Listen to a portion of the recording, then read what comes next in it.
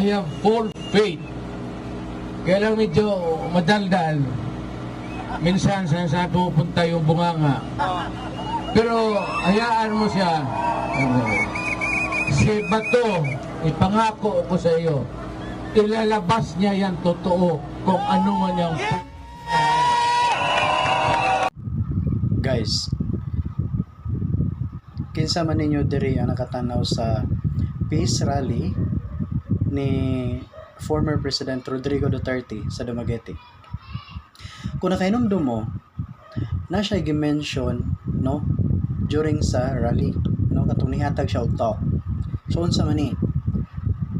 Iyahang gi-express ang iyahang trust ni Senator Bato de la Rosa in relation sa PDEA leak document. So unsa man ang iyahang gi-express?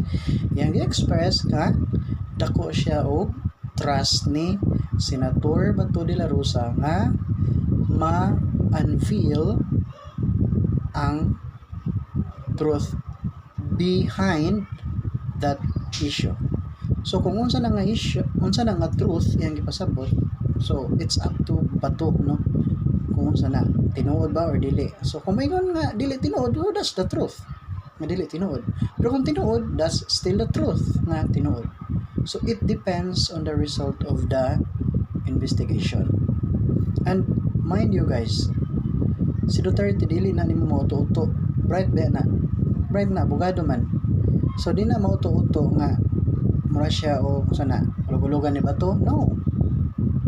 So lagi na si Duterte kung mosalig na siya tao, nisalig siya tungod kay kanang tawa na kamao. So dili kay giuto-uto siya ni Bato. So ang trust here is tungod sa ano bitong pagka matino, no, pagkatarong nga public official ni Bato during the time nga chief pa siya sa PNP. Kaso lang, no, ma-link siya sa mga issues like katong sa drug war, no, ma-link siya tungod kay madugo man gito siya, no, madugo nga away during the time ni former President Rodrigo Duterte. Ano siya, sakit gid siya kay nga naman daghang magumaligsan. Pero ano, iset aside na to na siya nga issue, si Bato maayo gyud siya nga PNP chief, no.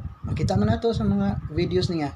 In fact, daghang mga pulis nga badlungon natarong gyud, which is tinuod man, di ba? So again, balik ta sa trust issue ni Duterte, no. So di gud siya basta-basta mosalig usa ka tawo. So let's just hope, no, nga ma-uncover dyan ang truth behind that issue. Magtiwala kayo kay Bato. PMAyer yan, mahusay na opisyal at straightforward sa buhay niya.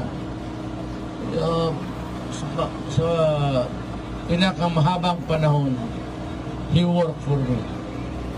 He is good and he will be a leader of our country. We will learn to be a protector of the people's interest.